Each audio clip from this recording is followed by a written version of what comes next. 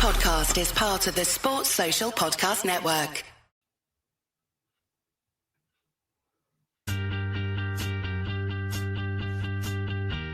Oh, it's a goal. Who got the assist? Who got the assist?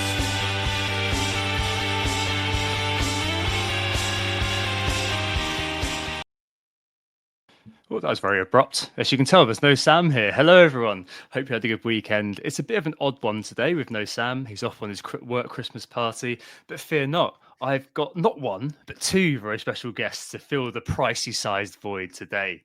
First up, it's long-term friend of the pod, Alex, aka Alex Waterbaby on X and Blue Sky, who last came on the pod, Alex, in 2019. That was the last time that I saw you on this. Yeah, I think you covered when Nick had his baby all those years ago, his first child. But yeah, we still speak, I think, most days, don't we? And we're taking advantage of him being in our time zone, due to him being on the visit to the UK from his native, adopted home of New Zealand. How are you, mate? Drunk a Red Bull or two? Just keep going. Yes, evening, fellas. Hello, everyone. Yeah, I'm back for 5 weeks over Christmas. So yeah, it was nice to get the invite for Tom and fill in for the big boots of Sam, and obviously having Mark on as well, who I've known for a fair few years as well. So it's nice to catch up. And yeah, like you said, Tom, it's been a fair while since we've done a pod together. We used to do, I think it was about one or two a year, and then it just became too difficult with kids and the time difference and so on. So, but yeah, apologies if I have to disappear off at any point. The jet lag has been real, and I went to the Chelsea game with friend of the pod, Neil Gupta, last night, and so we were a little bit. It was a very late night when I was hoping to get an early one in preparation for this, but it was nice to go and see my captain play, even though he blanked. So I'm not overly happy about that. Oh, we'll get on to that in just a second. So welcome, Alex. And as it's our festive edition, it's the annual visit to the pod. I'm not sure we don't do it more often, Mark, but hey, from Mr. FPL Gentleman himself, Mark McGettigan, pleasure as always, sir. Yeah, good to be back. It's tradition in my life. Christmas time, I put up the Christmas tree, I wrap presents, I appear on Who Got the Assist in December. I think we always try and figure out how many years we've been doing this, but there's definitely a double hat-trick ball required at this point. It's got to be 7. I'm sure I looked up earlier. Well, we've been going 8. I don't know if we did it the first year, but I think we definitely did it kind of the year after when we got talking. So it must be at least 7 now, which is quite the feat, really. And since fatherhood came along, parenthood, I'm usually reluctant to do guest appearances, especially in the evening time, but I always have to make space when Tom sends the message. It's already blocked out in the diary, 6 months beforehand. And a bonus when I heard Alex was joining as well. Like you said, we go back a long way. I was trying to figure out when we last appeared on a podcast together, and I would say, yeah, this could be 7, 8 years. Maybe Fan Feud possibly rings a bell for me back in the days with Donica and a few others in Mars. But yeah, it's great to be here and looking forward to getting into it. Lovely stuff. Well, just to do Sam's bit, we are Who Got the Assist. And on today's pod, some team updates, how we did this week. I've got a little voice note from Sam as well, who's currently getting sozzled, I'm sure. It's 8:30. He must be at least kind of 8 or 9 pints in now.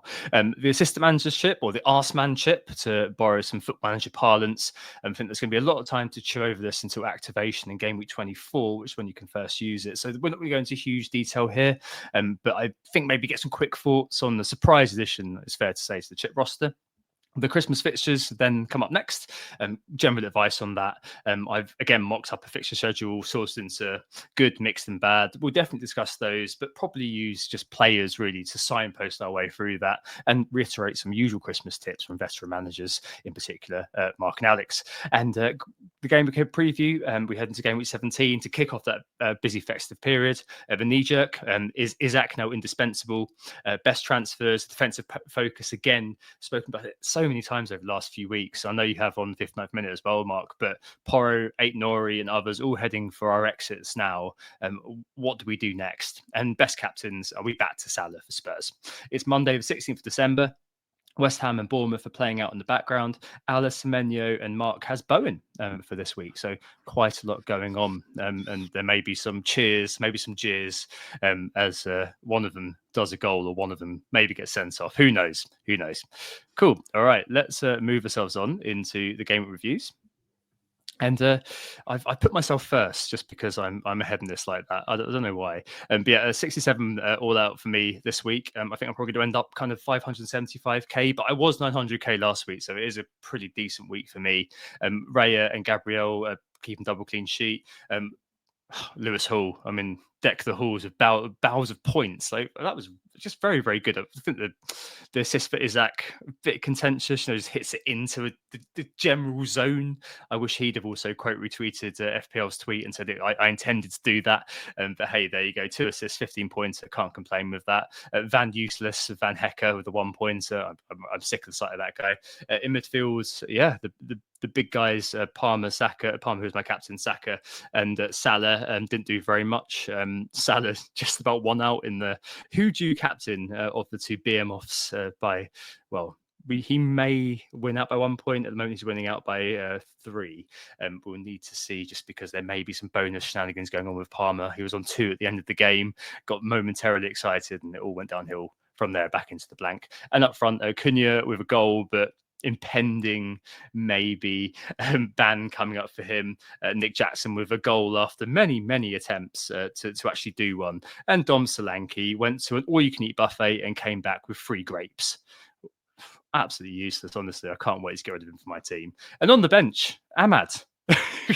A goal and assist to Manchester Derby. There's no way I was playing him, but having bought him in at 4.9, I was pretty happy to see that he's now kind of entering the conversation. One of those, we'll talk about him later, who could just be one of those really nice neighbours we got this year.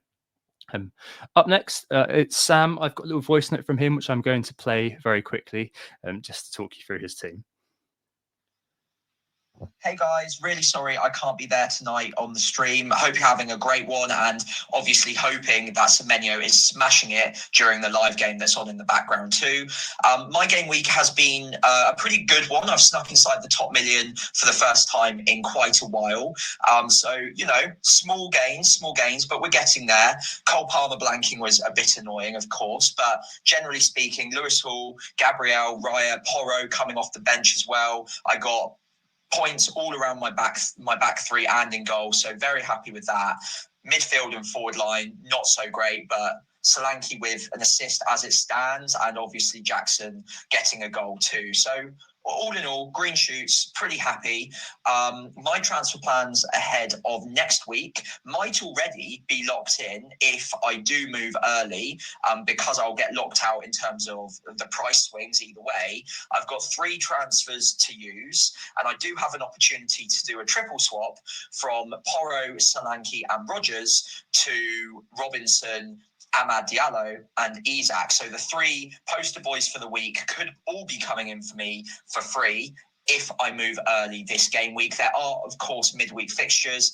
I'll be having a think about that and whether it's not worth taking a risk or not. But my gut feeling is those are the moves I want to make. I really want to route back to Isaac as soon as possible. And my only way of getting there is by downgrading Porro and also downgrading someone else for an extra 0.1 as well if I was to go to Robinson, who again, I am pretty keen on. So overall, I think that might be my triple swap. I will, of course, update everyone on Blue Sky, Twitter throughout the week. But hope you're having a great time on the stream. And I look forward to seeing you all again very shortly next week when we preview Game Week 18. In a bit, guys. And yeah, fingers crossed for tonight. And fingers crossed we also get a Semenyo hat-trick too. There we go. I know that Sam has actually confirmed those transfers since, so definitely went with his gut on that one. Team looking very good, and as he said, top million for the first time this year. I mean, baby steps, isn't it? Really. Into you guys. I think that's you, Mark, who's got a very we got 1 fewer digit in your ranks, so you've been doing well, but this week has been a little bit of a letdown, I think. Yeah, bit of a tricky game week all in all, but it might turn out okay if Jared Bowen can do something on Monday night as we record. I was sitting in the airport on Saturday morning, 2 hours before the deadline, and I I think I probably fell into a trap that a lot of people do with FPL, and it's almost like FPL boredom. I was sitting on 3 free transfers. I was waiting for a flight. I was flicking through my phone, and you just feel like you want to do something, even if you don't need to do something. And usually I'm quite good at being patient. I was sick of flecking. I've been talking about Alisson for a couple of weeks, and I thought the Fulham fixture was a decent entry point.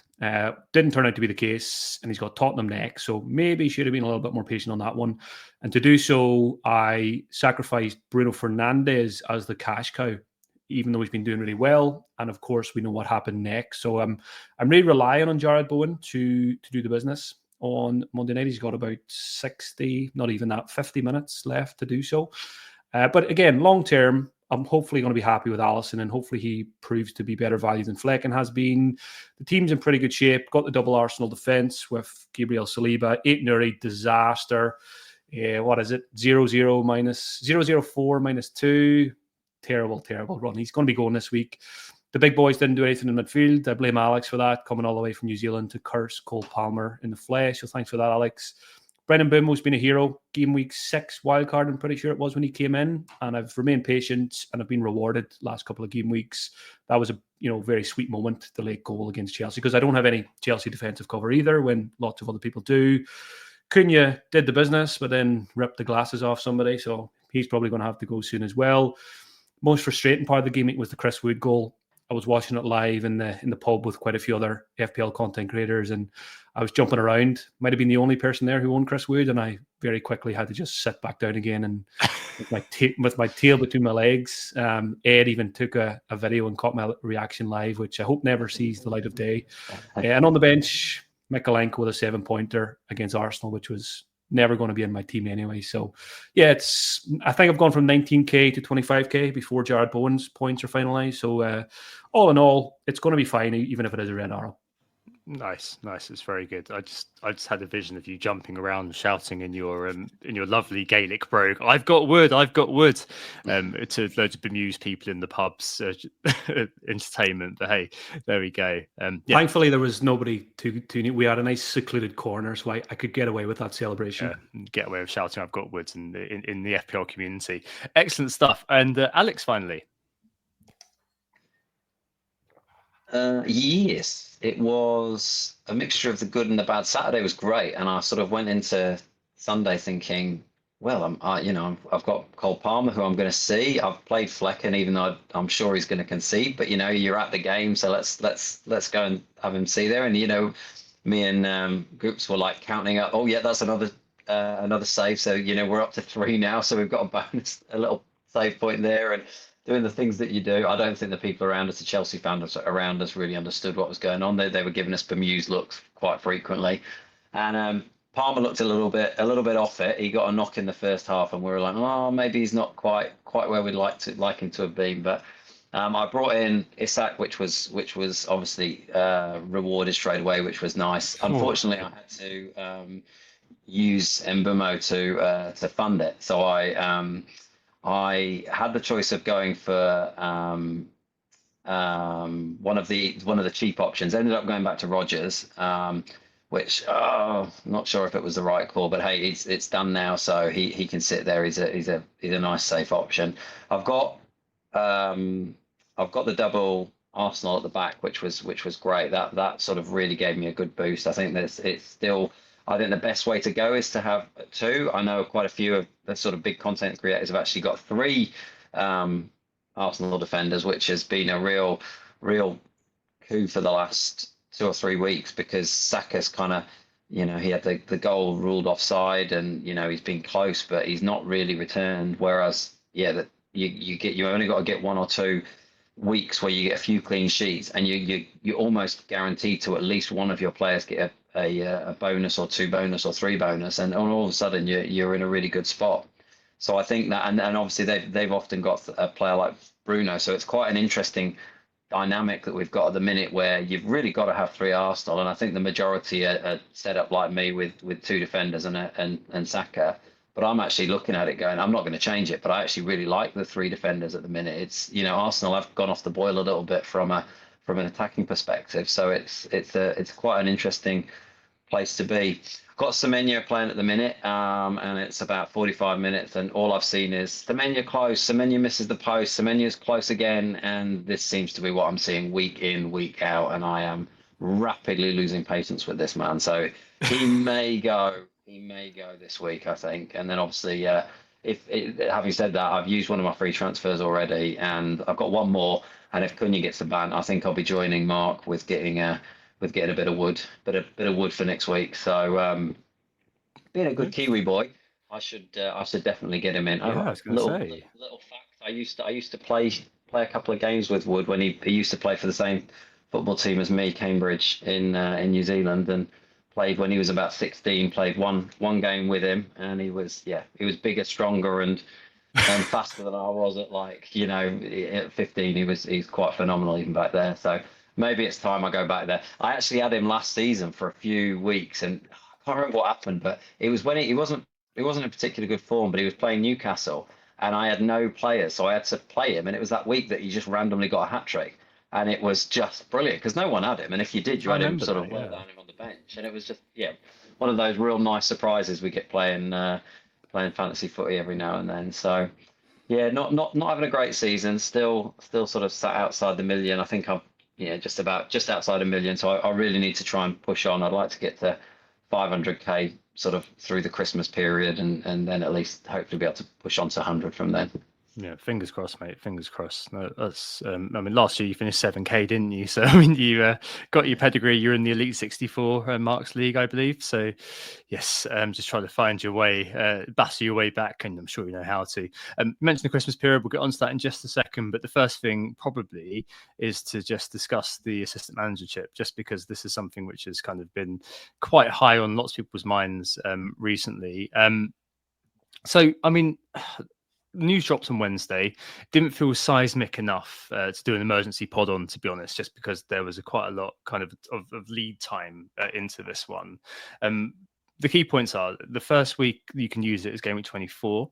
You effectively buy an assistant manager who's a real Premier League manager, costing 0.5 to 1.5 in actual budget. So you have to use your kind of existing budget that you use on players to buy one of these managers. And it costs a transfer as well to buy one of them in. And you can flip them during the 3 weeks that they're active. You can buy another manager to replace the one you've got. But again, that also uses a free transfer. So something to bear in mind, another component that kind of fits in nicely with this 5 free transfer max nowadays.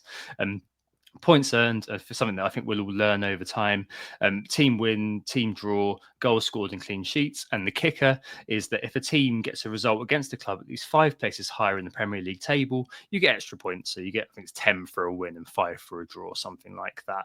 So, I mean, lots of stuff to look at here. It's the first sort of longitudinal chip. So one that's in effect longer than one game week we've ever seen, which I think is quite an interesting sort of component, a layer that's added on to the game.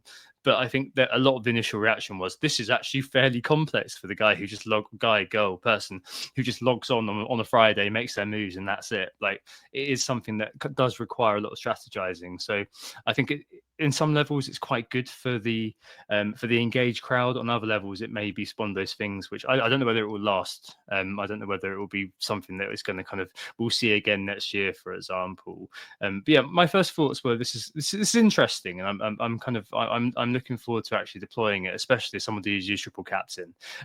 Mark, what were your first thoughts when it was unveiled? I just laughed to begin with. That was my initial reaction before I, looked at any other opinions or actually spent some time looking exactly what it was. I thought it certainly wasn't what I expected from this mystery chip. Initially thought maybe it's a bit gimmicky. And I certainly think they have made it a lot more complex.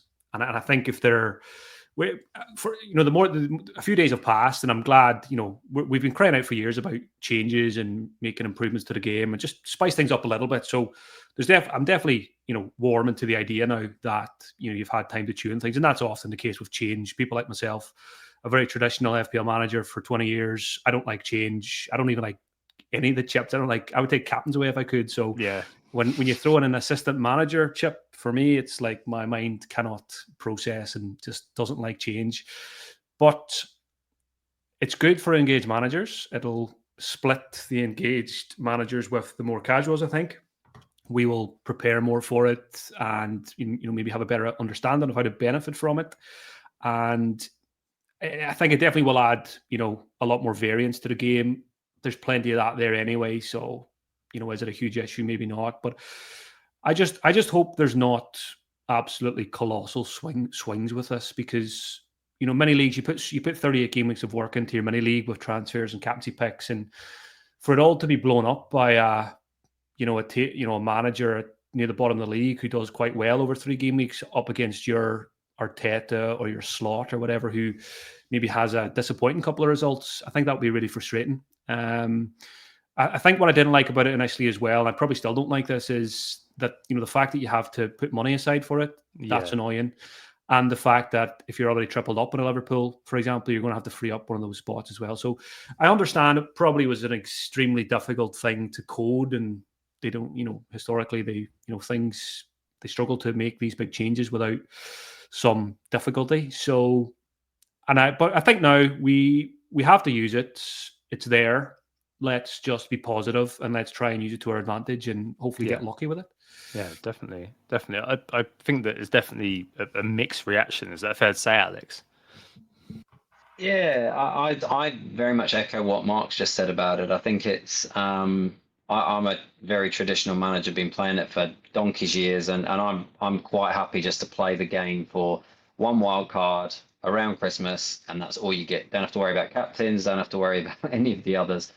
But that said, sometimes when you're having a rubbish season like I am and you're around 1 million, you do need those big swings. And if I was sat in Mark's place right now, I would be not wanting anything that's going to give big swings. I'd want to be just everyone to be trying to get to the team he's got and just sitting pretty and cruising to the end, which is again how I like to play the game. That said, being about 1 million, I really want to have some things that are going to push me on. And I think you've already got it in the notes, Tom, but I'll jump ahead a little bit and mention it now. I think those of us that triple captained Haaland against Southampton and we got a measly 6 points, were immediately dreading the fact that, like I know Mark did well against Ipswich with Haaland, and the others that have still got triple captain will probably be looking at Salah in his double game week. And again, it was immediately, I'm like, well, I'm sat at 1 million and I'm really going to be struggling Salah's on such form that it's going to be a sudden unexpected double game week pops up. It's perfect for them, for people's triple captain. And now I'm sat there going, well, maybe I've got to get out of jail card with a chip that no one saw coming. People that are less engaged are going to really struggle to get their heads round. And all of a sudden, I have a third spot for slot that suddenly could be pushing me on when other people are going to be using their triple captain on Salah, which could well be the best way to go. But with a bad rank, I'm quite liking the fact that maybe there's a bit of swings in it, even though my gut is exactly what Mark said, which is I would rather keep things simple, because it is those type of things where Mark's played a really good game. A lot of other people have played a really good game this season. I've not. And all of a sudden I, could be catching those people through a manager doing really well, which is something, a month ago, well, a week ago, we'd have been like, what on earth are you talking about? We've got no idea about that. And like Mark said, we've got to try and get our heads around it. People that are less engaged are just going to look at that and go, I don't understand. It makes no sense to me. So I'm in my position kind of like, well, okay, it's a spin of the dice that I wasn't expecting to get, and maybe that's what I need. But I am deep down sort of, it doesn't feel particularly right with me.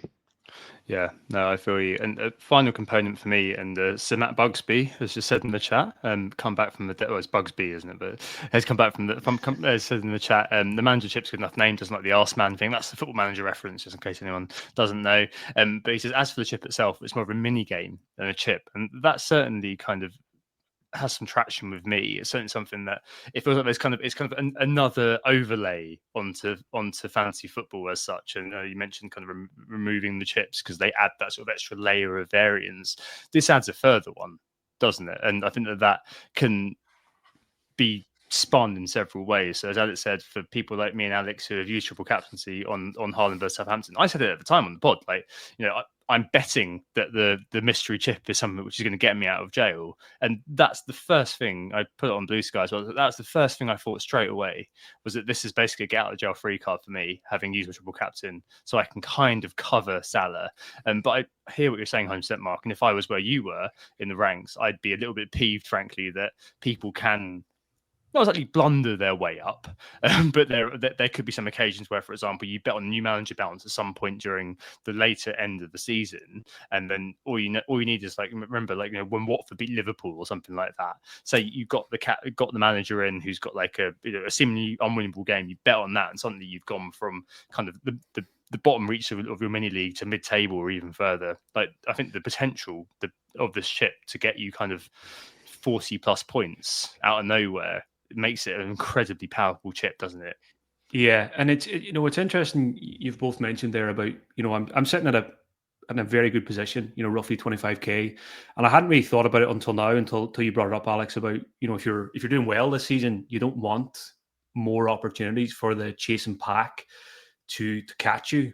But again, it's probably all about how you approach it. And like I said, with every passing day, I'm becoming more and more positive about this chip. I could spin that narrative as well and say, for the last 6, 7, 8 years in FPL, I've been very consistent finishing in the top 50k. But it's been a long time since I've had an elite finish of even a top 10k or I'd love to get back. I'd love one more top 1k finish to make it 4 top 1ks. And if I'm already at 25k and now there is an extra chance for something to go well, I should just look at it in the positive spin. If I can play it as well as others, then I can jump. It's easier for me to get to where I want to be in that kind of long-term FPL goal of a really good finish, because I've just got one more chip up my sleeve now. And there will be, of course, a lot of luck involved with as there is with any of the chips. But yeah, like I said, let's the dust has settled. It's there. I hope it's only there for one season, but let's just try and make the most of it and get lucky. Yeah, here.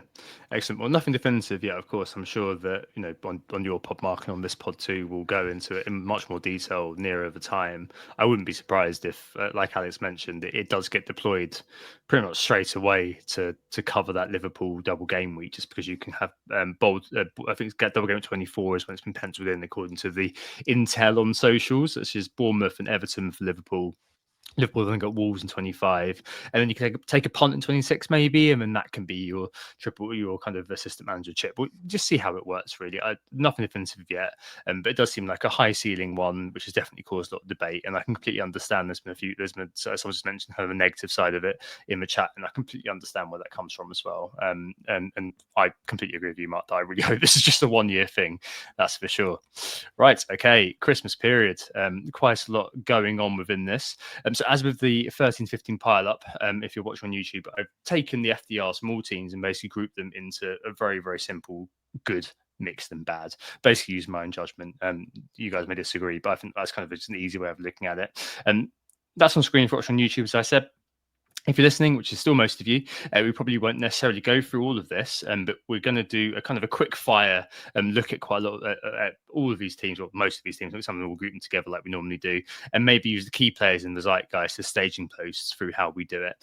So I'll move the guys along pretty quickly here. Apologies if we miss a player or miss something. It's just the nature of doing these sorts of things in a quick way. Right at the top of the ticker for Christmas, though, unsurprisingly to everyone knows they're in a very good kind of fixture run is Chelsea. Everton away, Fulham at home, Ipswich away, Palace away. So a few away fixtures there, but still probably the best fixture runs that are on paper. For context, the second best is probably Southampton. But Cole Palmer is in most teams. And then I think from there, it's looking where you add. So there was a lot of questions. I know, Mark, you kind of got sick of saying Enzo Fernandez on your pod last week, that's for sure. And everyone was asking, Enzo, what do we do about Enzo? Jackson and Colwill as well, the most boring players I've ever considered, but he may well be entering my team. Colwill, I own Jackson already, but there's quite a lot of stuff going on. I know neither of you guys have got anything beyond Jackson, beyond Palmer, so I'd be interested to hear kind of where you're thinking of going. Alex, you said you you were at the Chelsea game and you thought that Jackson was one that you were really considering. Enzo, people were saying, was also playing in quite an advanced role. I mean, do either of them kind of tickle your fancy? Yeah, I mean they both do. I thought they were both had great games yesterday, and the positioning. I mean Jackson doing Jackson things, or he missed a gilt edge chance, but then scored probably by far and away the more difficult opportunity he had. And I thought Enzo was fantastic. He just is one of those, and he was in really dangerous spots. I mean, his assist was probably one of those assists that he's,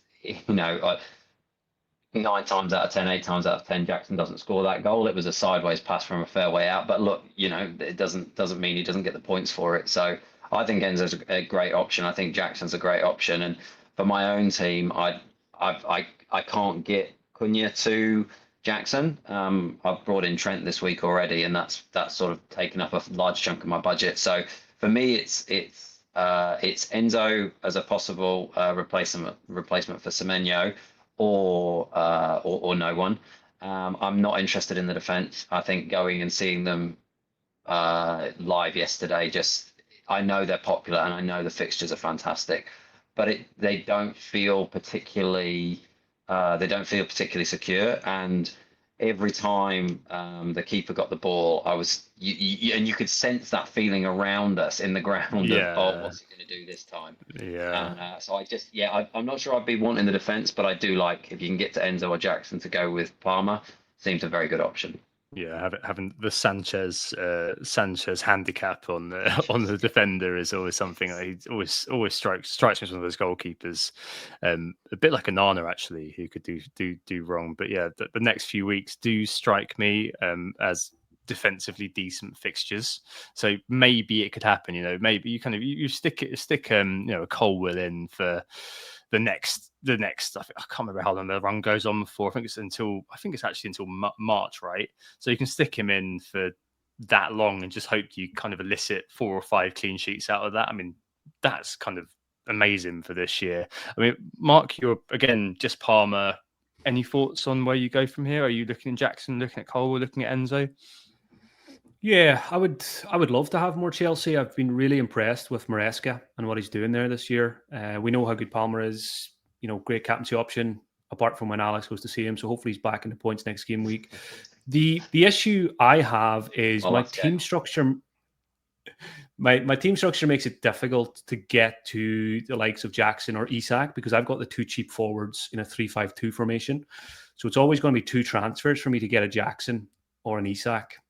Likewise, because I'm in a 3-5-2 formation, I wasn't prepared last week to bring in Enzo as a starter every week. Now, maybe he could prove to be that over the next few, and he got his assist at the weekend again. And I was impressed even just by the highlights in terms of an eye test on Enzo. I like the positions, as Alec can attest to more than I can. But I think Enzo is a fantastic enabler. My cheapest midfielder is 7.4. I've got Bowen and I've got Mbumo and I've got the big 3. It's very hard to go from any of those down to an Enzo in isolation. But if it allows me in a double transfer to get to an Isak or a Jackson, and I've been really impressed with Jackson this year as well. I remember back in the early days of Pochettino with Chelsea, there was a comment from him that said this guy has all the attributes to be one of the best strikers in the world. And a lot of us, myself included, raised eyebrows at that point. But he's been really good. If you're keeping players like Joe Felix and Nkunku at the side, you've definitely got something. And it was typical Jackson. He missed the easy chance. He then fell over himself. And I was sitting watching the game and he tripped over himself. And I thought, that's why I don't own this guy. Then he goes and scores, and I think I need this guy. So that's FPL. But I would love to get Jackson for this run. I would love to have Enzo as an enabler. But I don't think I need him because of my midfield 5. Defensively, I cannot bring myself to go Sanchez ever. I'm pretty sure I was there before, probably in the Brighton days. He can do as well. It wasn't good. He can do the magnificent, and then he can do the ridiculously terrible things as well. And there's too many goalkeepers behind him that could possibly come in at any given time. Colwell, I do like, though. I think there's ever a time that you're going to go for a cheap defender from Chelsea. It probably is now, as you mentioned, Tom. Colwell, when we've all got issues with the likes of Nuri, I've got Mikalenko with terrible fixtures. I've got Greaves who doesn't play. Colwell fits the bill for me around Christmas time when there's loads of games. He's going to play. Yes, his ceiling is probably 6 points. But if you can get those 6 points, 3 out of 4 or even 2 out of 4, given how terrible the cheap defenders have been recently, then I like it. I think out of all three, that Jackson, Enzo, Caldwell probably has the best chance of coming into my squads. Right. Aitonuri replacement, for example. Because I've got a possible Cunha problem as well as Aitonuri, it's very hard to get to Jackson. Yeah, no, I feel you. I think Caldwell was just, if there is a jumping in time, it's now, even though it is incredibly boring. It's one of those, you kind of hold your nose, you've done it, and then for the next few weeks you're like, okay, we hope that there's a clean sheet in 1 out of 3 is what I'm going to call it, because that this year that is consistent for defenders, honestly, and same as last year, of course. Next up is actually Southampton. I'll skip this just to basically say they've got good fixtures: Fulham away, West Ham at home, Crystal Palace away, and Brentford at home. According to the FDR, is anyone going there? Absolutely bloody not. Dibbling mid-5. I mean, maybe. Martin's gone now, so we need to see what kind of happens there. Like, I don't hate that.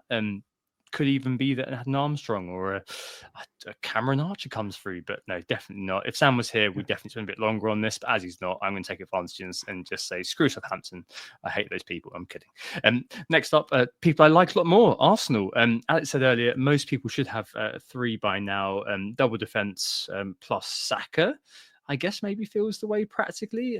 James Planet FPL, I was listening to his pod on the way back from work today, and he made a really good point that, okay, triple defense, yes, as Alex was saying earlier, there's a big sort of positive in that. But we can flip the switch and repair things offensively. Odegaard's been slightly off the boil recently, but it won't take very much for the spark to come back, I suppose. Just to kind of maybe a slight tweak here or there, and we'll go into goal scoring modes. So I don't know. I think, Mark, that most people are going to have 3 by now, and if you haven't got there thus far with the fixtures, which are Crystal Palace away, Ipswich at home, Brentford away, and Brighton away, I think that they are such good attacking fixtures on the whole that it kind of feels, to me at least, that having Saka for this does feel optimum just about. Yeah, Saka has been a little bit more disappointing recently, but take a bigger sample size. All season, last season, we know what we get from this guy, Mr. Consistent. And whenever I get asked at any point about triple Arsenal, the whole triple defense versus 2 plus Saka, I'm nearly always come down on the side of include Saka in your Arsenal triple up. I just think. And he even goes nicely with the defenders, especially the centre backs, because he takes the corners. So you're hoping for goal and an assist for just one Arsenal goal there. And yeah, I agree on the fixtures. They to me are fine for double defense, triple defense, but I would like to have a Saka in there, particularly for the Brentford and Brighton games, even though they're away from home. I like attackers up against those guys, and Saka is always just that. I know not many of us are doing it these days, captaining him, but he's always there as an option. If there was ever an issue with a Palmer or a Salah, for example, an injury niggle, then you've got one more armband player readily there with fixtures. So yeah, for me it's Saka plus 2 defenders. Still Gabriel number 1 for me for the huge goal threat. Saliba's been really good for me recently, but I still really like Timber at the moment, and I think David Raya is totally fine as well. Yeah, it's not the most interesting in the world, isn't it, to own David Raya? But I mean, it's just set and forget. Like, I've had him since the start of the season, and it could well be that he just stays there the whole year. You never know. Alex, I suppose you kind of said this as well. I mean, now you're in it with the triple as it is. I mean, it's just been said in the chat that maybe you might kind of consider swapping from a defender to another attacker once the fixtures get better for attacking. But it kind of feels like you kind of leave them in and let them kind of drip feed through the season. Like Saka, as I said a few times, maybe isn't a captain asset most of the time, but you would kind of expect that for a premium. But he's not really quite there. You pay the premium for the consistency almost. So it's kind of like you just leave them in and expect them to generate points for the long term, don't you? Yeah, I think for me, whatever you've got, assuming you've got 3, you stick with unless you get injuries. I've got Timber, and I really like him. I think he's getting into some great positions. I've obviously had a goal from him already, which is fantastic. I know Saliba Romans have had 2 great returns recently, which is fantastic. I think where you're at, you stick with. Obviously, maybe with White coming back at some point in the new year, that there's a slight worry with Timber's minutes. So maybe that's an opportunity to mix things up if he comes back. But I mean, I'm certainly not concerned as a Timber owner, and I won't be moving on until he really is starting to lose minutes. So yeah, for me, I think it's you stick with what you've got unless injuries dictate otherwise. Get through the period, and I think, as Mark was mentioning earlier, we're all in a position, especially with what's probably going to happen with Cunha and has definitely already happened with Aït-Nouri, that we've got other areas to be focusing on. So I think for me, I would rather be either rolling my transfers or looking at areas that need to be tidied up to be using them on. Yeah, or you'd be wanting to keep those transfers for the assistant managership when it comes in, wouldn't you, really? Yes, exactly. So it all kind of fits in. Next up, Bournemouth. I'm going to lump Bournemouth and Fulham together. Bournemouth have got United away, Palace at home, Fulham away, and Everton at home, playing now, of course. And Fulham have got 3 really good home games. So Southampton at home, Chelsea away, then Bournemouth and Ipswich. Bournemouth maybe deceptively actually a good game. It's not as good. But I think that these are important because they're good edge piece providers. So you've got Huijsen, who Dan in the chat mentioned right at the start that he's got, and this is a 4.3 defender, send size out for a long time. So you'd imagine it's a Huijsen was signing from Serie A, he's going to be playing for a while. The frustrating Semenyo, Evan Nilsson hanging around. Raul Jimenez may be okay, but some rotation with Muniz. I'm interested in Raul for this week. And Robinson and Anderson, maybe if he comes back at 4.2, is going to be a very, very nice cut price player. I mean, I suppose these guys is kind of a quite good filler for this time, especially kind of if you want to take down a Porro, someone like a Robinson coming in, Alex, or even an Anderson or a Huijsen. Those are all really good options. Yeah, I really like Robinson. I think I was listening to Planet FPL today as well, and I think they mentioned it on there. I think oh God, I've forgotten his name. It's so bad. I'm blaming the jet lag. Someone help me out here. Anderson? No, host of Planet FPL. Oh, James. James, thank you. Sorry, James, if you listen to this. I do listen to you every week, so I should remember that. James mentioned it on there that I think. I've totally lost. What was I talking about? Fulham. There's jet lag. Fulham, Bournemouth. Yeah. Good players. Good players. Robinson. Good fellas. Gone out of my head anyway. He mentioned something that was really good about Fulham that's gone out of my head completely. I think the one thing that slightly worries me about Raul is maybe that he could start sharing minutes. He's already sort of going off with 20 to go, and Muniz has he scored in the last 2 weeks? I know he scored this week, didn't he? Maybe he scored 2 in the last week. So, but at 5.5, he's a great option to have as a third option. It's certainly someone I'm looking at as a Cunha replacement, because you drop down from Cunha and you're immediately saving over $1 million that can be used to beef up elsewhere. And I think, like you said, with that fixtures, it's a great entry point with Southampton at home. It's a shame we don't know what Sam thinks, but is there going to be a little bit of a manager bounce? Will they immediately change what has been done and actually look to tighten up, or are they just not the type of team that can actually do that? So I do like Jimenez. I think he's a fantastic forward, probably on penalties now as well. So I like him. I think that's what James said. He was talking about Robinson, and actually that he's doing really well with the number of assists he's got. I think he's up to 6 or 7 for the season. But if you actually look at clean sheets, they've only had 2 clean sheets for the season. I need to check the numbers on that, but they're actually not doing particularly well clean sheet wise. Although Robinson is extremely attacking, so you're potentially, and I think that's what James mentioned, was that even though he got 2 assists this week, he only actually came out with a 6-pointer. So it's a kind of, do you then just save the money, hope that Anderson's back imminently, and get a very, very good defender for 4.2 million? Yeah, it's. I think both of these teams are really important just now, Bournemouth and Fulham, because they have a lot of options for those of us who are unlucky enough. I say unlucky enough, stupid enough to have Aït-Nouri in the first place.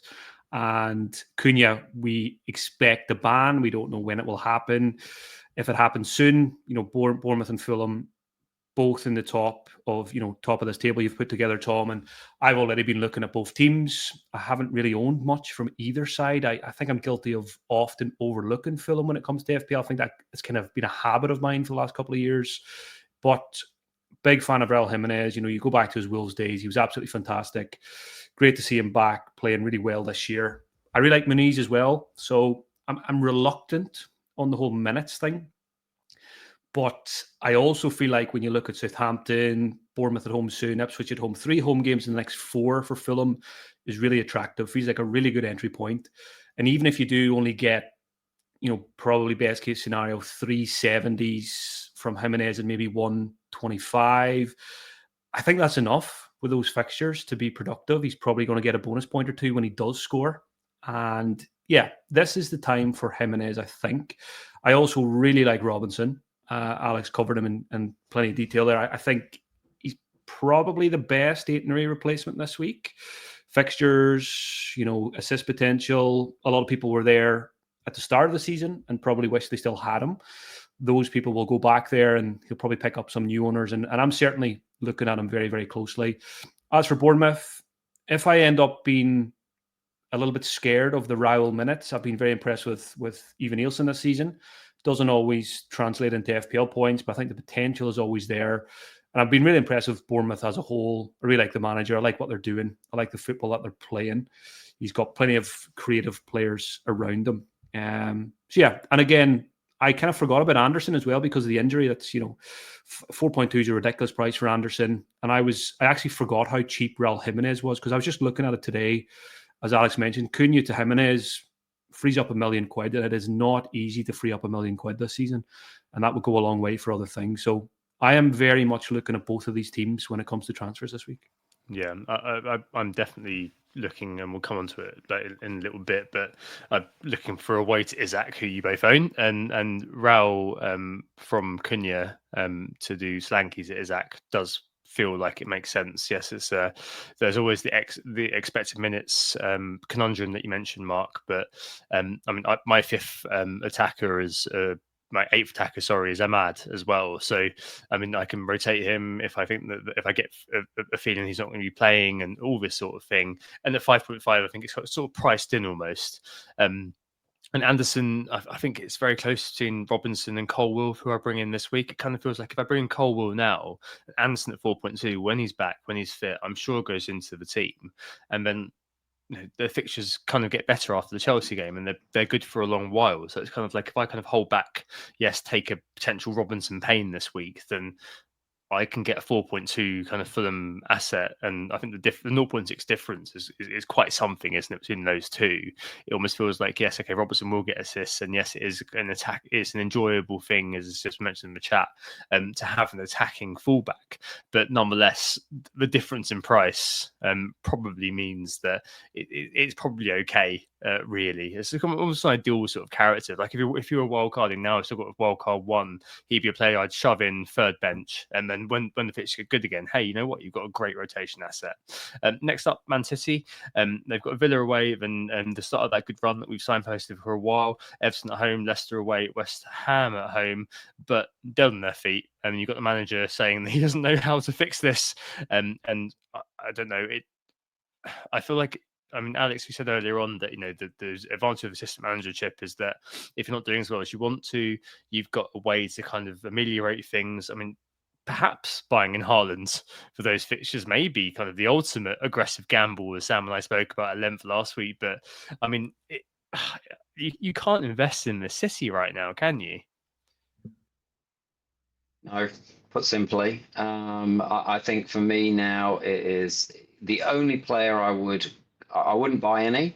The only one I would consider holding would be Guardiola, just purely because of his attacking threat, and you're just hoping that maybe they get a clean sheet and he gets a goal and a clean sheet, and you pull a nice 15 pointer out.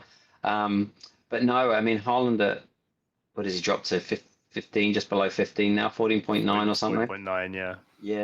Yeah. I just think it's too much money, and I think it is now a point where if you own, you sell, and the ownership now is so low that it's just there's no fear factor there now. With he'll score goals. There's just no it's going to happen.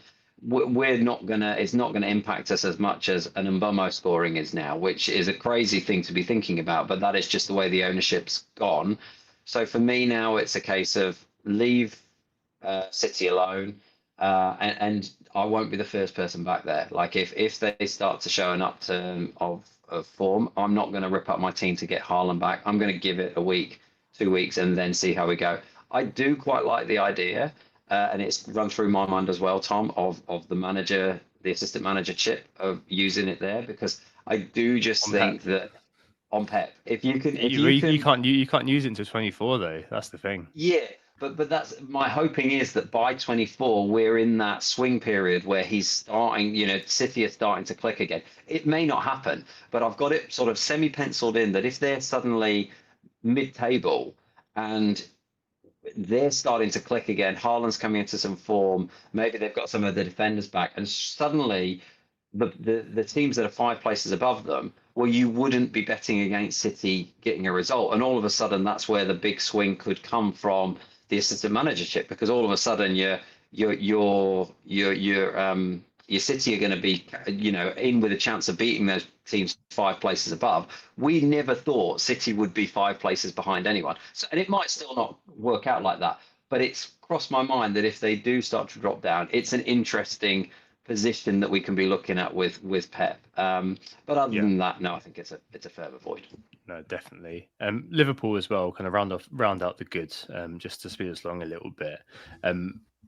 Next 4, pretty good. I think most people are going to be captaining Salah versus Spurs, and then Leicester at home. Again, stays on Salah. West Ham away. If Lopetegui's still there, stays on Salah. And United on the 4th of January. And outside of Salah, I know that you said you bought Trent, Alex, but I mean, Jota's emerging, Mark, as a fixture again, having come off the bench and looking quite on it. And one of those players that I highlighted pre-season, just that he was top of my little homebrew sort of analytic thing, that if he is in the team, if he is fit, then suddenly he is just by far and away the best midfielder in that fun zone. I mean, do you have any plans to bring anyone in outside of Salah, sorry? Probably not in the near future, because I've just brought in Alisson, so that brings me to 2.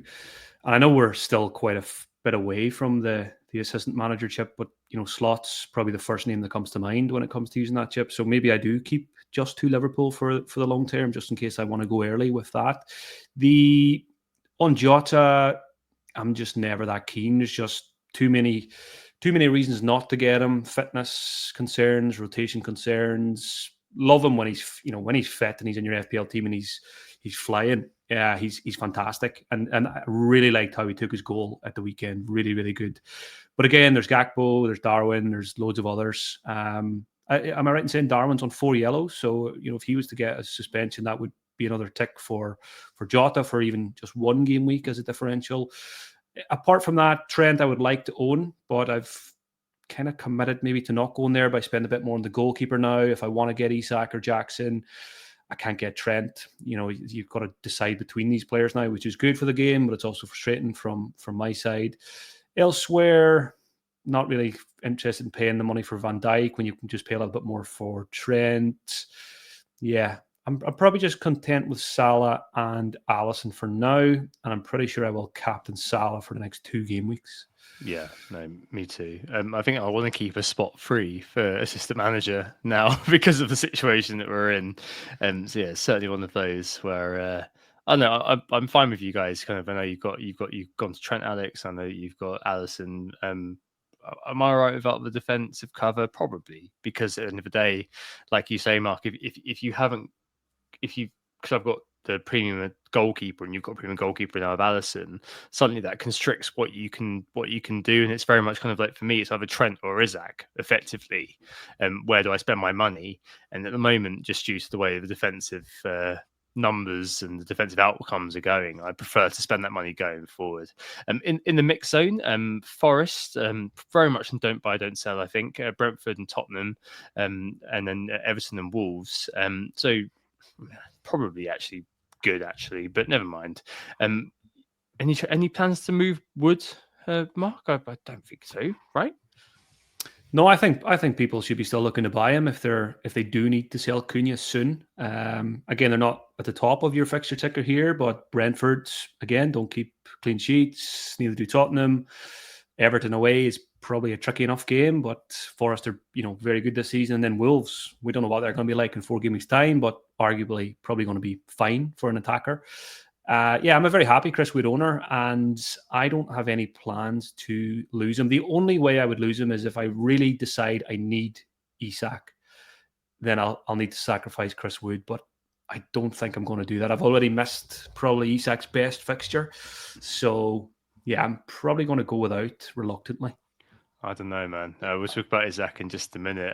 Alex, so you said you're looking at Woods, and also just to bring Man United in here as well. Bournemouth, Wolves, Newcastle, and Liverpool, very, very, very mixed. But my man Ahmad, who I bought in at 4.9 a few weeks ago, listeners will know, has kind of exploded, has played his way into the team. In an awful lot, and also just to bring in Villa as well, who I think are sliding into irrelevance at the moment. They've got City, Newcastle, Brighton, and Leicester. I mean, you've got Rodgers, Alex, and you're also kind of maybe looking at buying Wood as well. I mean, Woods, Ahmad's. I mean, these are both players who are. Wood's always been in the conversation this year, but Ahmad's kind of new to it. Are those players of interest to you, especially with Rodgers? Potentially, you could move on to Ahmad. Well, I'll touch on Wood first. I'm kind of with Mark on this one. I was interested when I saw your notes for tonight's pod, Tom, and you said for Forest, don't buy, don't sell. I'm very interested in Wood. I think for me it's in the position I'm in where I can't get to Jackson. I've got Isak. And I don't really like Pedro at the minute, but I've got him, and I'm just gonna ride him out for now. I don't know where else I would go to if I don't go to Wood. If I need to replace Cunha, I mean, the ideal is that I keep Cunha this week and he's not suspended, and then review again next week. But for me, I do think Wood is the best option. Raul is obviously the cheaper option, but I'm not convinced about his minutes, and I just don't see why they wouldn't switch that up for maybe he gets 20 minutes instead of 60 minutes in a game, and that's fine. You're only paying 5.5, but I do quite like Wood still. I think if deadline is now and Semenyo is sorry, not Semenyo. I'm got Semenyo on the mind because he's just been subbed off at 68 for another blank. Yep. He's injured as well, Alex. So you've got. Oh, is he? To look at, yeah. Oh, has he? Oh, right. Well, another 5 shots to add to his tally of shots. I know. And apparently Fabianski's, who I benched for Flecken, has saved virtually all of them. He's up to about 6 saves already. So this is going to be a painful night. But bringing me on to Villa, I do wonder if I made a slight mistake bringing Rodgers in. But it's done now, and I'm not gonna mess around taking him out again. What I do quite like is if Cunha doesn't get a ban, so I've used one free transfer. I've got another. Sorry, making it about my team, but I think it's just relevant talking about the players that we're on. If Cunha gets a ban, I think I will bring in Wood because I don't see any other options in the price brackets that I can afford that I prefer. If Cunha manages to avoid it and I can play him one more week, then I think what I'll do is I'll be replacing Semenyo with your man Ahmad, Tom, because I actually really like. So then I would have Rodgers and Ahmad. And the rotation between the two for my 7th and 8th strikers, assuming that I'm playing Wood and Pedro, maybe it will be that I start to drop Wood and Pedro a little bit more. But those two rotate really nicely. So Man United, it would basically be 17, Man United play Bournemouth, then Wolves. Then you switch to Villa for Brighton home, Leicester home. Then you're back to Man United for Southampton home, Brighton home. And then you're back to Villa for West Ham home, Wolves away. So it's a nice little rotation between those two for the next 6-7 weeks. And having a nice substitute on the bench. I agree with you, though, Tom. I do think Villa have gone off the boil. But every time I see Rodgers, he's getting chances. I'm maybe just trying to make myself feel better for playing this week. And maybe I should have gone Enzo, who was cheaper and would have maybe enabled a little bit more. But hey, look, I went Rodgers, and I do think for the season length, I like the fact he's playing 90 minutes every week. And yeah, I think I'm just going to have to ride that one out now. And I do like the rotation with Ahmad. So That's Yeah. my trying to make a silver lining of something. Easy game next week against City too. I mean, Mark, as a United fan, a quick word on Ahmad as well. I'm sure that on your pod as well, you're going to just had so many questions about this guy. Yeah, just fantastic player, playing really well at the moment. Excellent price, FPL wise. There's not much more to say really. He's kind of in the same bracket as Enzo, I suppose, as a midfield enabler, but he's definitely got a bit more about him in terms of goal scoring, I think. Yeah, I'm always quite pessimistic FPL wise when it comes to Manchester United, but Ahmad is very, very interesting. And again, in an ideal world, if I maybe had a few more transfers and I could turn my 3-5-2 into a 3-4-3, and instead of having Leon Chiwomi, who most people don't know who he is, if I could turn him into an Ahmad as my 8th attacker, that would be pretty attractive. So that might be something I try and do over the next couple of weeks. Nice. Cool. Here's a very quick question for you, because I think it's a relevant one for both of you now, boys. If we look at those three, let's assume Semenyo's out of the conversation now, because it does look like he's gone straight down the tunnel and is maybe injured. So if you've got Rodgers, Ahmad, and Fernandez, of the three, who's our favourite? I think I'm leaning towards Enzo at the moment. Again, next four, top of the fixture ticker here, and I just like what I'm seeing from him. I like the positions he's taken up. I like he's got more freedom now. He's getting loads of 90 minutes. Unbelievable player. We've always known that. It's close between all three, but I just about like Enzo, I think. I just feel like with Enzo, you'd feel obligated to play him, and if something else did come in, so like a Jota or something, or your man Bowen, Mark. I know his fixtures are running out now, but he does have Southampton coming up, or there's Gordon as well at Newcastle. You could end up sort of almost a bit trapped with him. Like, because he doesn't, because of the fixtures, it's one of those, it's always an uncomfortable bench unless you're in your situation with 3-5-2 with Chiromi, or you're benching a João Pedro or something like that and striker free.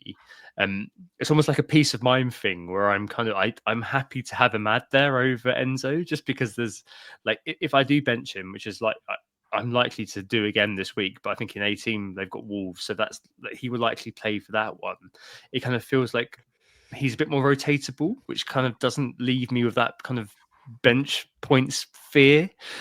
So almost I feel like it's Ahmad for practical reasons more than player in isolation reasons when you kind of step back. But yeah, no, definitely makes a lot of sense there.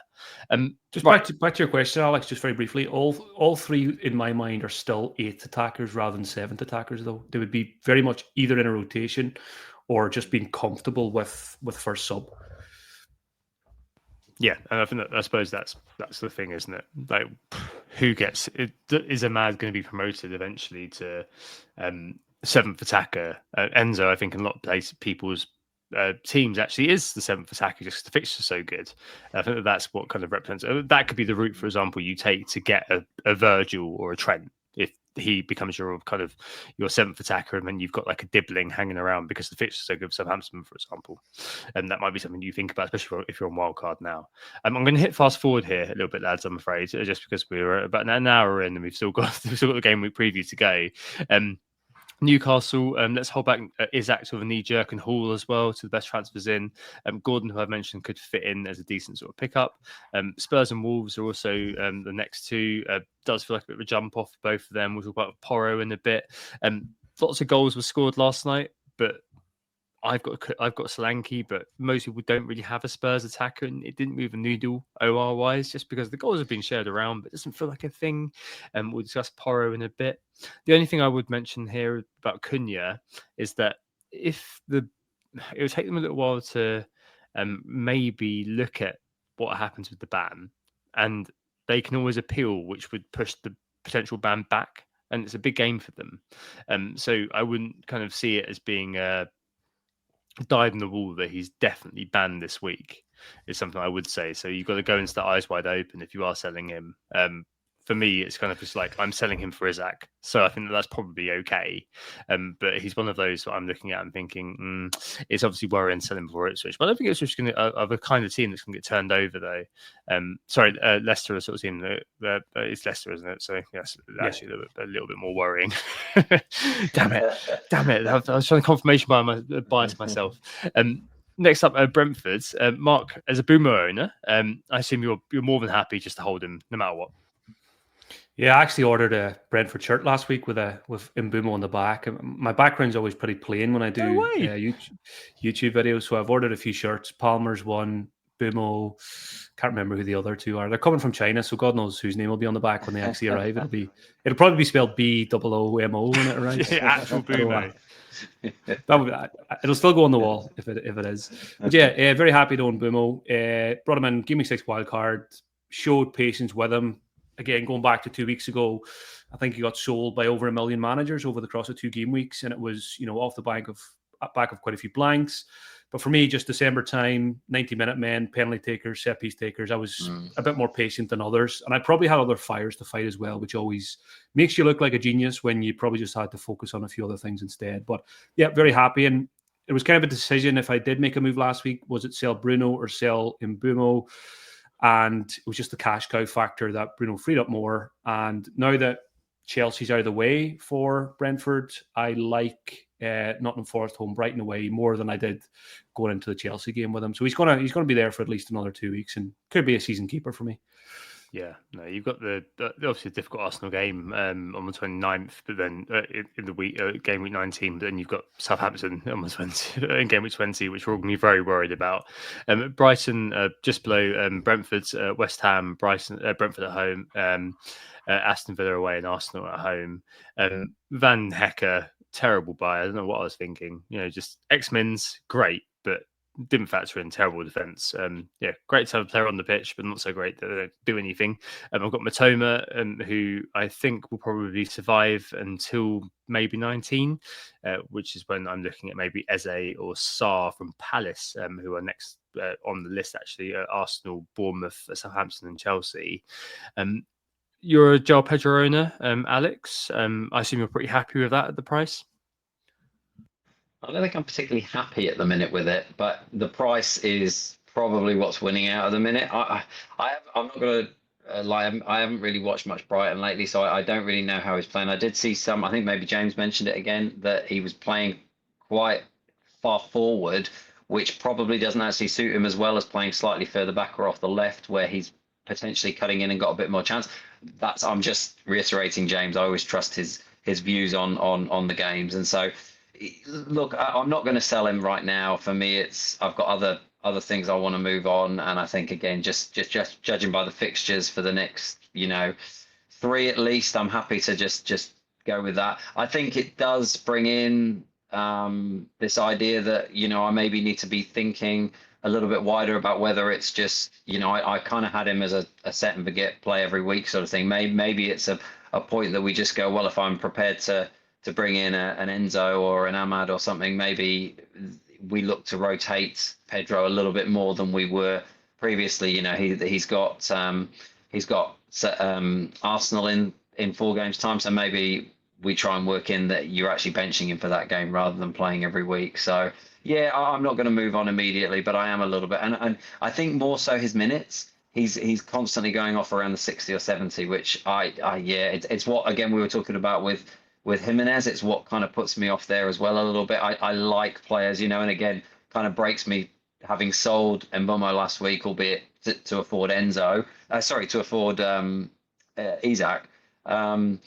It's still that, like, he was, we're watching him against Chelsea. He was one of the front 2. He was playing as far forward as anyone else. Didn't really have many chances, but then he gets one opportunity and he scores and he goes straight to the top of the bonus points. And there's a lot to be said for that, and that's what puts me off the likes of Pedro. But again, I think that's a something to consider after the next 3.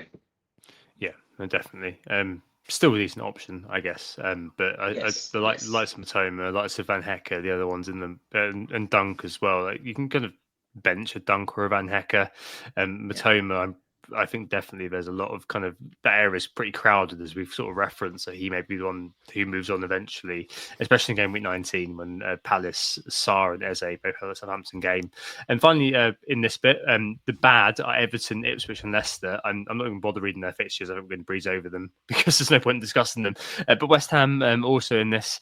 Next two are okay. Brighton at home, Southampton away before they run into Liverpool at home and Man City away. Mark, you're a Bowen owner.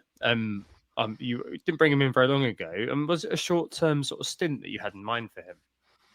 Yeah, it was literally just this game week. I felt like this was probably the last opportunity to go there because the fixtures do turn pretty soon. So a 3-week pick in my mind. Again, passes the eye test for me almost every time I watch him. I know his numbers are not always as good as some of the others, but I will always go against those numbers sometimes and just get a player that I want. Doesn't look like he's going to do anything against Bournemouth, maybe about 10 minutes left. But then it is Brighton at home, which I like, and Southampton away. So that was the attraction. It was very close between Bowen and Anthony Gordon for me on that decision. Gordon's winning so far, but we'll revisit that after 3 game weeks, and I hope Bowen comes out on top. So yeah, I expect to let him go game week 19, game week 20, around that point. Yeah. The only thing I'd say, just I don't think any of us are going near the bottom 3. But one thing I would consider is if you've got a Mikalenko or similar with a double game week coming up, and if you can afford to just stash him on your bench, I think that's not a bad option. Just because, same. I'm just going to leave him sat there and just play him when the double comes around. And they are the type of defense as proved against Arsenal that they can out of nowhere just pull out a clean sheet. So always happy to have a player like that in a double game week. If they have a 24 as well, that's Leicester at home as part of that. So I think that's absolutely fine. I think he'd be sticking around for me too. Just sat on the bench. I mean, him and Anderson, if you are wildcarding now, just look like shoo-ins really for me, at least from a long-term point of view, as being those guys to sit there. Cool. Very, very whistle stop. I apologize. I had to speed up a little bit halfway through, but hey, I mean, that's one of those things, isn't it? As part of doing one of these shows. Excellent. Right. Okay. On to the Gameweek preview. It is the knee jerk, the best transfers, the bold claims, very, very brief bold claims this week, and the best captains. In the knee jerk, there's only one man, really, Isaac, the indispensable, who is garnering a lot of attention. I know that I'm sure it was Anthony Robinson who's actually top of the transfers in. But Isaac has consistently, apart from the 1 week where me and Sam sold him for Liverpool, when he had a little bit of an injury niggle, has over the last couple of weeks been of a lot of interest, a lot of people. I certainly need to bring him back, and as Sam mentioned, that he was looking to bring him back, and I think he has brought him back. The ownership is skyrocketing. I regret selling him more and more. It does feel like selling Watkins last year for Darwin, where I feel like I simply had to buy him back, and it feels that way a little bit with Isaac. But I mean, you earlier on, Mark, were a little bit maybe reticent, a bit more lukewarm than I am on buying this guy back. I mean, is it just because of team structure? I mean, you're in the 3-5-2. It's maybe doable, but there are definitely a few choices that you've made which may kind of hold you back on him. Are you worried about not owning him this week? Yeah, and there's only one reason I've been lukewarm on him, and it's because it's very hard for me to get there. And I've already got regret of putting another million into the goalkeeper position. Maybe I should have just stuck with a 4-5, and then players like Isak are much easier to get. But there's always a way to do these things, and it might just be a case of, Cunha could go to Isak, but I would need to make another sacrifice somewhere, which is the hard part. Probably looking at, Bowen straight out again, which is not optimal. But if it was a case of Isak is a must-have in my mind, then I'm open to doing something like that. But for now, I still like my team. I still like the 3-5-2. It's served me quite well. Give me a clean slate. I'm definitely having Isak. And I will explore it this week of how I get there. And it'll just come down to how important I think it is to own him. Or can I trust players like Chris Woods, Bowen, Mbumo to stick pace with the Isak teams, for example. So, yeah, I wish I owned him. I had him in Game Week 1, I'm pretty sure. And yeah, I hope I can get back there soon, but I'm making life hard for myself, I think, with the last couple of transfers. It does feel kind of very it doesn't feel quite like what you normally do, Mark, in some ways, if I may say so, because normally you are the sort of guy who just thinks, okay, well, this guy's doing loads of points, playing very well to the eye. I know you've been quite strong on him in terms of just watching him play.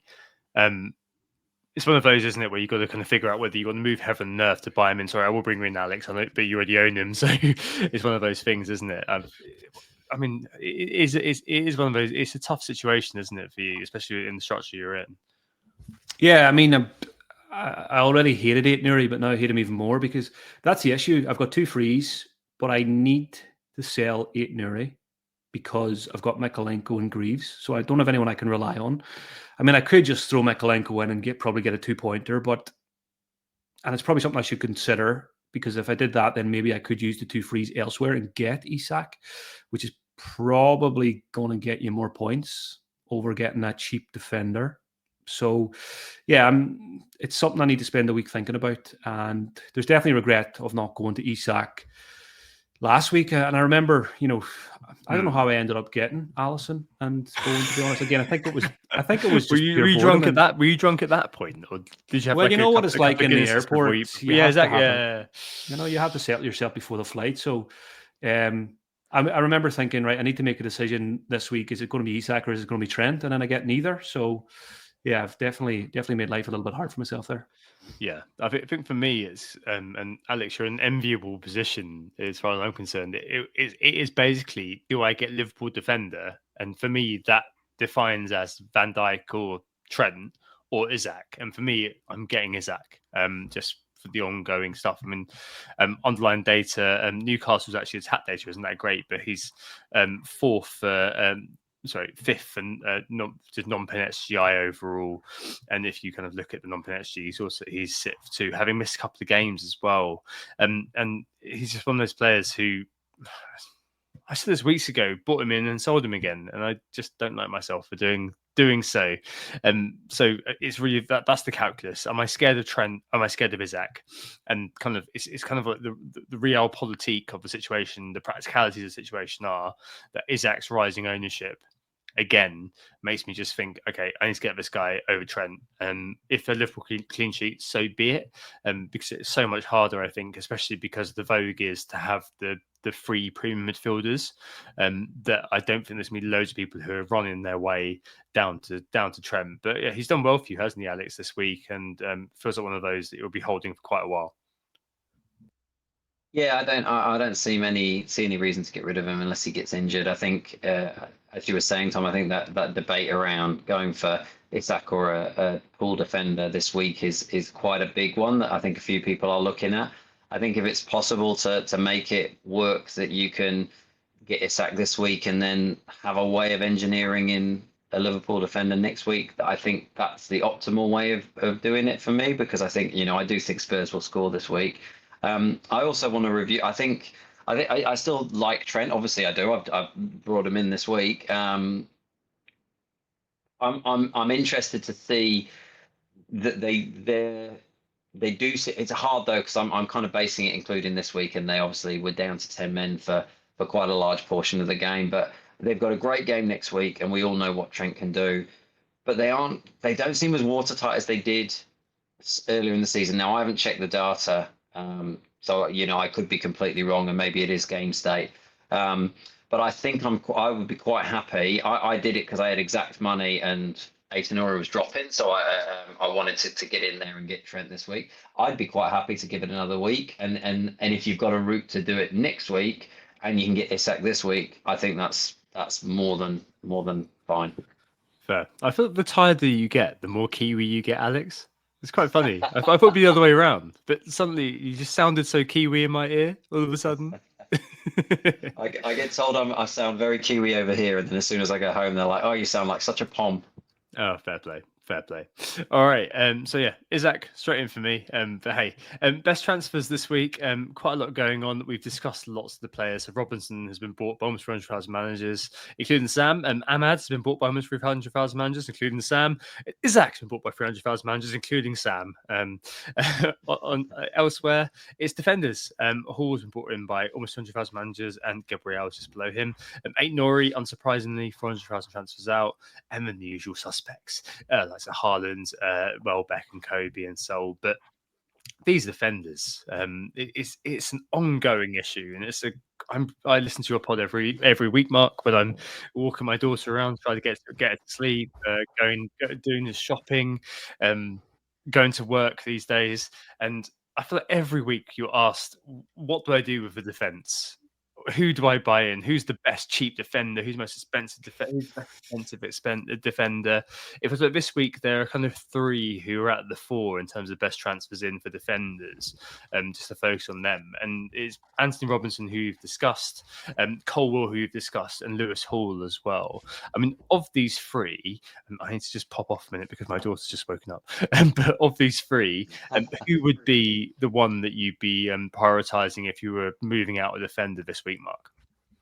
Yeah, even just as you were talking there, I was having a little look at how I get Isak, just because I've got the fear now. And even though these three guys are all attractive in their own way, is it better to just bench Nuri, play Mykolenko for a 2-pointer when these guys could end up with 2-pointers anyway, and use my transfers in midfield and attack instead? So that's something I'll weigh up. I do think I probably will end up just selling Nuri and shoring up the defence, longer term. I think Robinson I do like most. The 3 home games coming up in the next 4 are very attractive. He's unbelievably good, bombing forward from left back, 6 assists show that. That's not lucky in any way, I don't think. I just think he's a quality player with really good delivery, and he's got a good target man in Jimenez and a few others to aim for. Lewis Hall, I think many of us were kind of a bit worried about his minutes, but I think he's pretty secure for the time being. I spoke to a few Newcastle fans recently, and they think he's been great, and they're not really concerned even when some of the others are fit. And he's got, set pieces over Robinson, which is a positive. Colwell is the boring pick, but maybe the safe one with being top of the fixture ticker here. So I think it's very hard to choose between the 3 of these. Don't know about you, Alex, but I'm probably just about favour Robinson at the moment. Yeah, I'd agree with you there. I think it would be Robinson and Hall ahead for me, and then I think I'd have Colwell sort of a third for me. I think I just like the attacking upside of the other two, and I think if they both seem pretty nailed. All 3 of them are very nailed right now. So I would go with the fixtures probably slightly favour Chelsea, but like I said earlier, I don't have that trust that if you're going for a centre back that's probably not going to get an attacking return, you never know, but you assume not. I'd rather go and try it. You either want to go for a centre back that they're getting clean sheet after clean sheet after clean sheet, which Chelsea just aren't doing at the minute, or you go for the attacking upside. And I think the other 2 have already proved how good they are this week. Just thinking about your situation, Mark, if you did go Isak this week and then you delayed the decision on Aït-Nouri next week, does that then potentially allow you to look at getting Anderson in next week for 4.2, which is kind of maybe what we talked about earlier, that whilst Robinson is that the big upside pick of the assist, we know Anderson, he have that season for Palace, was it last year or the year before, where he scored, I want to say 4 or 5 goals. So if you can pick up an Anderson for 0.6 cheaper, but maybe by delaying it till next week to see if he's overcome his injury, that maybe, and then you get Isak this week and have hopefully Anderson back next week, that maybe could be a way to go. But obviously then you miss Robinson's really nice fixture this week if that was the play you decided to go for. Yeah, there's a lot for me to explore this week, and that's a really good suggestion. Maybe Anderson is the jigsaw piece that I need soon to shore up the defense, but could I just stick Mykolenko in this week and take his 2-pointer on the chin, which is often the case with defenders anyway, and use 2 frees to get maybe Cunha becomes Isak if he's banned, and then I need to free up, I think it's 1.7, and again, not very optimal, but it probably would be Bowen straight back out, it makes me sick even thinking about doing that. It's not something I would usually do.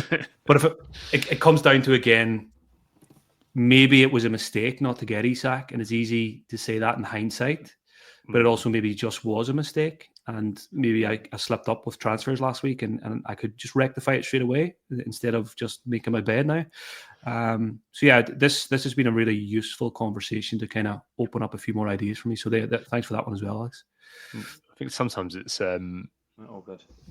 Sometimes you see a player when you're like, well, maybe you see a play that you've done in the cold light of hindsight, and you think, oh, maybe that wasn't quite right. I'll admit I was a bit surprised you did go with the Bowen route, Mark. It did feel very on you, not in a bad way. It's just I can kind of I normally have a good idea of what you're gonna do, and it didn't feel like that kind of quite fit with what I thought your template kind of your template not in the pejorative way, but your kind of your schema, I suppose, of how you play would be. So that would be an idea for me, I think. I'm the same where maybe I think I go for it just doesn't inspire me at all. It's not a sexy pick. FPL review is saying, yeah, get Colwell in. I'm not excited by the pick at all. But as I said earlier on, it feels like the 0.6 difference, as Alex just mentioned, between Robinson and Anderson does kind of really scream to me. Like when Anderson is back fit, playing for a Fulham team whose fixtures are okay in the medium term. Like they're not great, but defenders this year are all rubbish. But between 19 and 22, their fixtures are all good. Bournemouth at home, Ipswich at home, West Ham away, Leicester away. And then he can sit on your bench. I mean, that's great. And I just don't know. I can see why Robinson's a really good pickup this week. And I'm hoping to sort of slightly cover that by buying Jimenez. I'm not sure who covers who there actually, but I don't know. It kind of feels like to me that I can see why Robinson's a good pick. I kind of left it last night just thinking that there's midweek action, something could happen. But if you did go Robinson, then fair play to you. I completely understand why that would kind of work too. Of these, I think the Hall is definitely the buy-in. I'm sure you guys have said that. Sorry, I had to run. But I think that he's kind of definitely shown that he's a decent pickup. But yeah, I don't know. This year, the defence, the expectations are very low. It's gotten to the point with a lot of teams where, if you own Davis or something, you own Greaves, Mark, and there's a few kind of issues that you need to fix. It pushes come to shove now where you can't be playing an 11th man every week that you're not particularly interested in. But I think just treat them as that you're not expecting too much from them. Just go with the fixtures, and Colwell is an okay pick on that front. It's not great, but it is what it is. Quickly, the bold claims. So this week, Sam predicted that Rashford with Hall versus Man City. Particularly drops from the United team. It sounds like he may be on the way out, but we shall see. And never count out Marcus Rashford, is in my experience with new manager.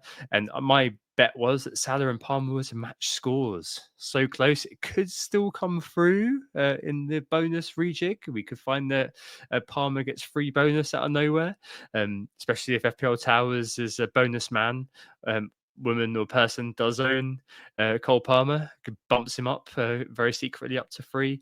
But yeah, very, very close this week. And next week, I've Sam's bet that Semenyo outscores Salah, and I've bet that Slanky, who I'll be selling Halls versus Liverpool, so a bit of a happiness hedge.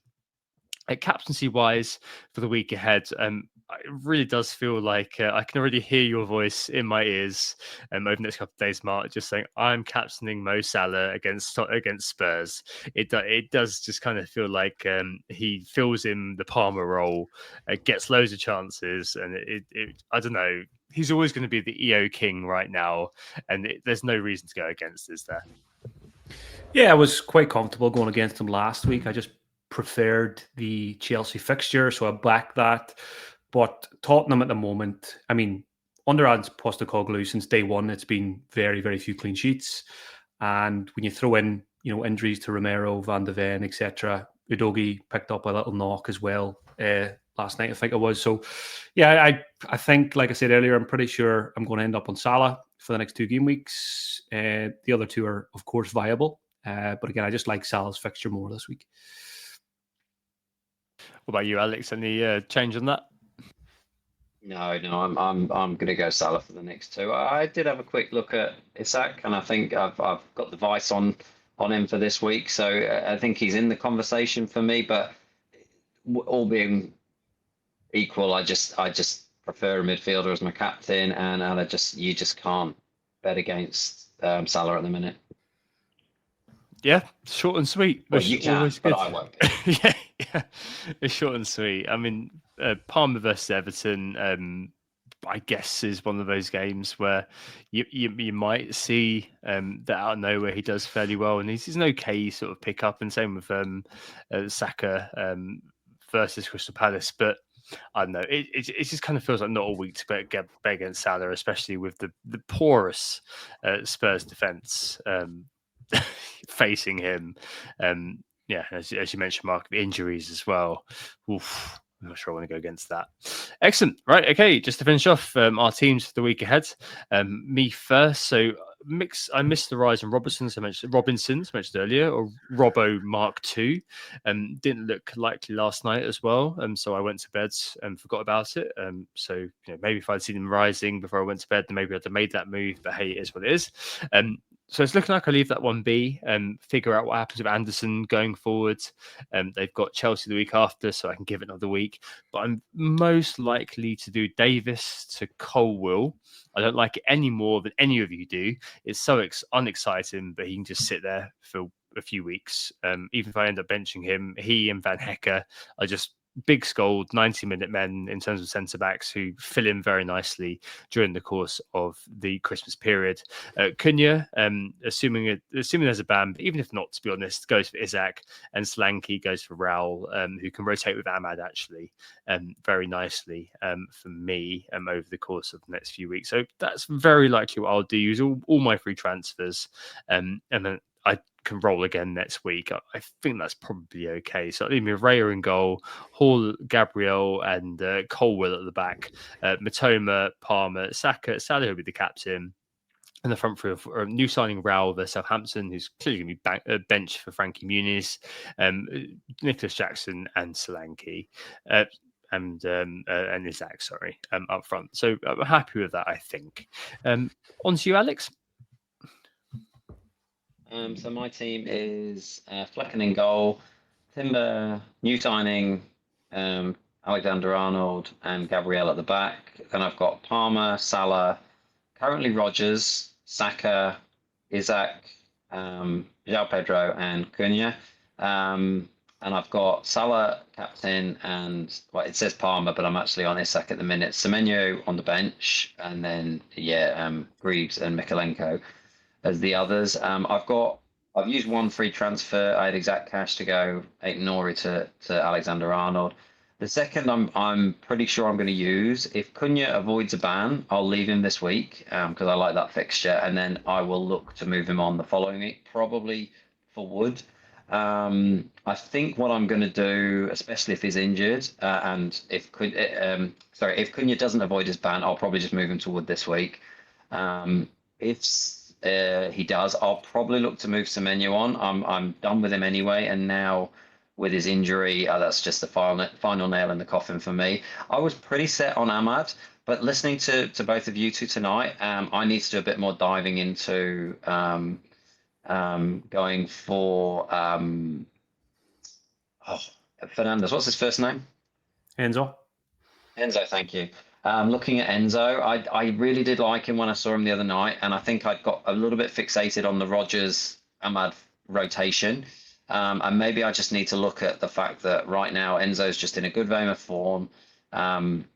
The fixtures are good, and he can rotate with Rodgers, but I can just be playing one of those two as and when I need. I don't like the structure, and Mark, you made a really good point earlier about the fact that these 3 players should really just be an 8th, and I would rather upsize. But what I kind of want to do is probably go with a Neto or an Ahmad, get through the Christmas period. Hopefully by then getting Wood in as well gives me another 90-minute man that I can just set and forget for the next 5 or 6 weeks and see where we're sitting at. I want to get some transfers up because I don't want to sit with Rodgers and Enzo or whoever I bring in long term.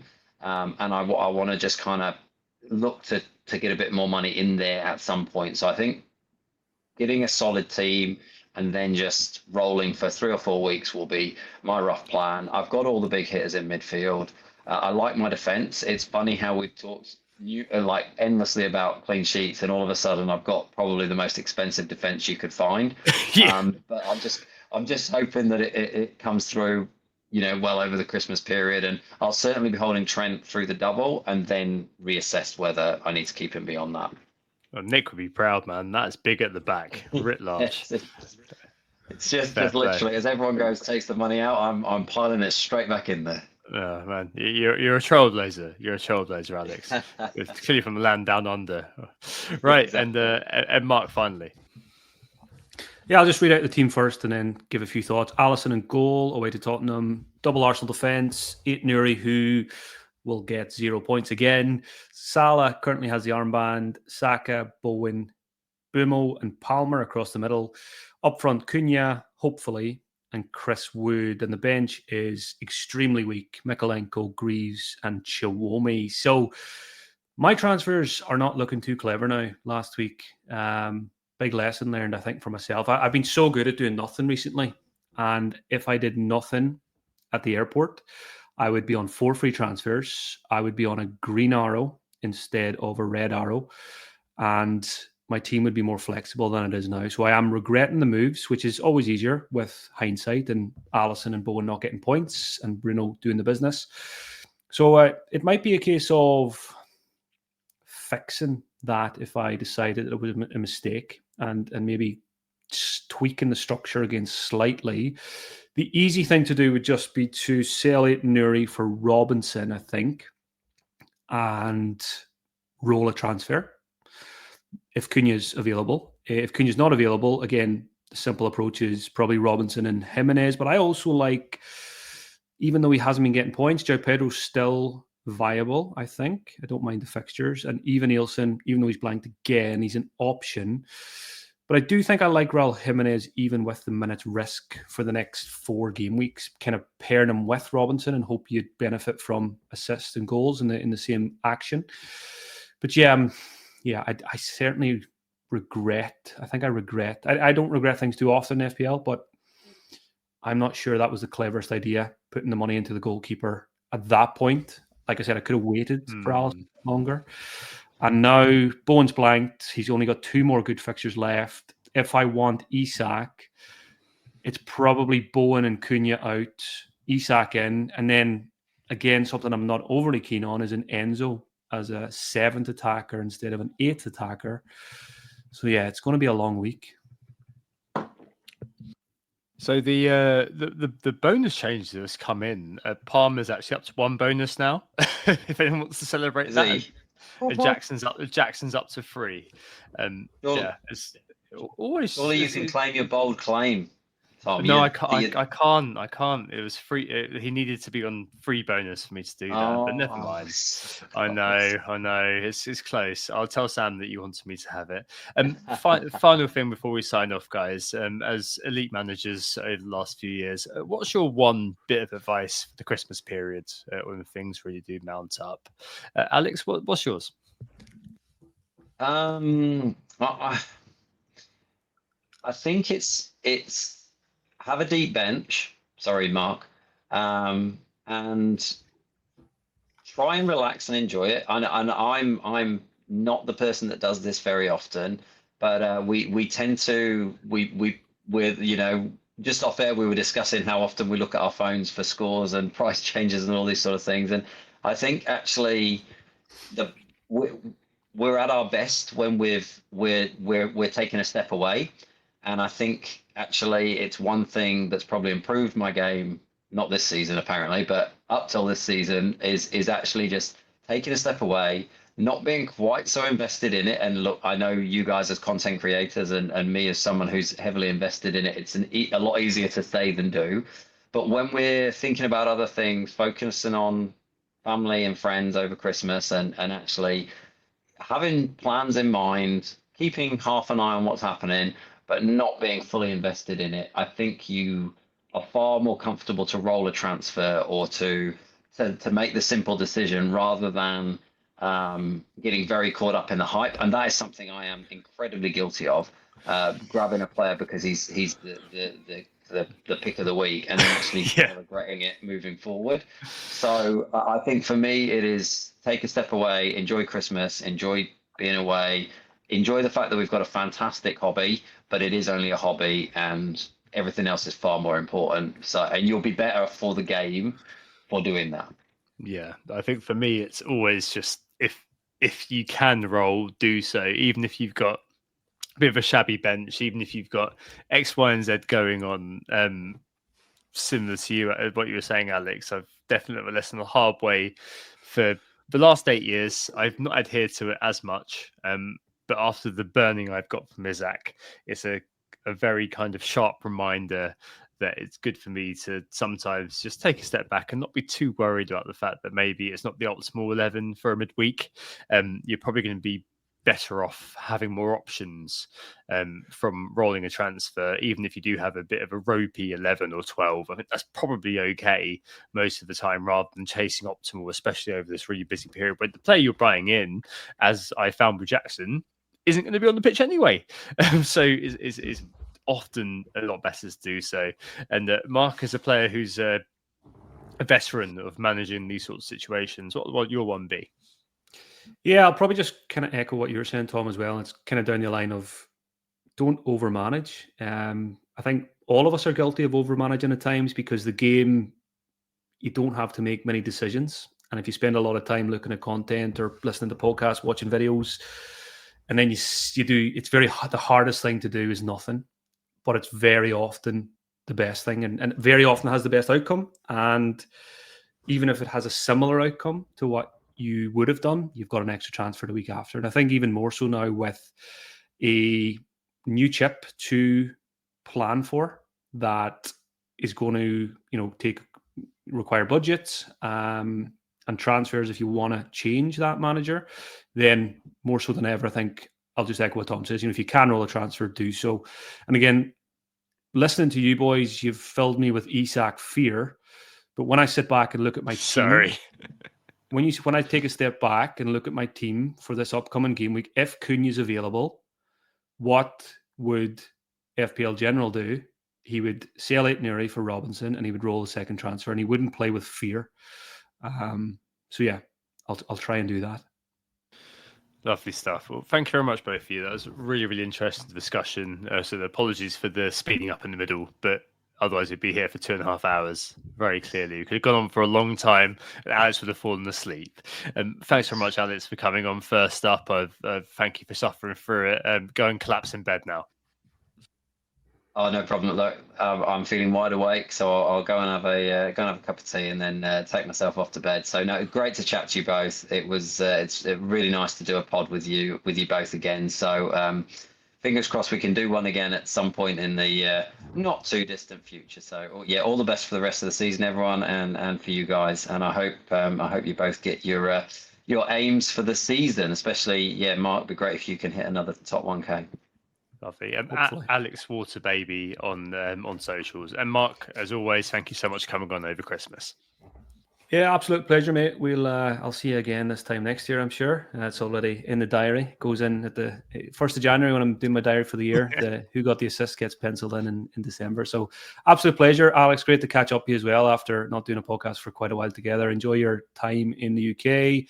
I hope Sam is also enjoying his night out and he doesn't take too many hits on after the beverages. But wishing you all a happy Christmas, lads.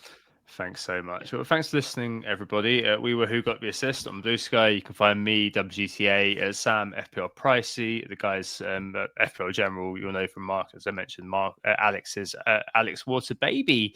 On Twitter, The Bad Place, WGTA_FPL, FPL Pricey for Sam, Instagram threads, FPL WTA.FPL, FPL Pricey. Enjoy the pods. Please do one, if not all of the following. So follow us on socials, give the pod a 5-star rating on Spotify, iTunes, wherever you are. Drop us a subscribe. It's very, very much appreciated. Or a like and subscribe on YouTube if you're watching there. All of these things help the pod get out there. We'll be back next Sunday for our last pod before Christmas. Thanks so much for listening. And if this is indeed the last one to listen to before the day, I completely appreciate that most people won't have time during that period. I wish you a very happy Christmas. We hope we assisted you. Think about the assistant manager and the festive pile up, and we'll speak to you again very, very soon. Goodbye. Oh, it's a goal. Who got the assist? Who got the assist?